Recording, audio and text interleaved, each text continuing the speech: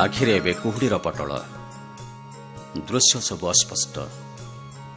ରାସ୍ତା ଅସରା, କିନ୍ତୁ ପାରିହେବାକୁ ହେବ ଅନେକ ରାସ୍ତା। କୁହୁଡ଼ିର ଛାଇ କ'ଣ ସତରେ କେବେ ଅଟକାଇ ପାରିବ ଅଦମ୍ୟ ଇଚ୍ଛା ଶକ୍ତିକୁ? କୁହୁଡ଼ି ଅନ୍ଧାର ନୁହେଁ, କୁହୁଡ଼ି ଗୋଟିଏ ଆସ୍ତରଣ। ସାମୟିକ ଆସ୍ତରଣ ଆପଣା ଛାଏଁ ଚାଲିଯିବ ଆଉ ମାତ୍ର କେଇଟି ମୁହୂର୍ତ୍ତ ପରେ। ତାପରେ ଚଳଚଞ୍ଚଳ ହେବ ସମଗ୍ର ପୃଥିବୀ। ହସି ଉଠିବ ପବନରେ ଲହଡ଼ି ଭାଙ୍ଗୁଥିବା ସବୁଜ ଧାନକ୍ଷେତ।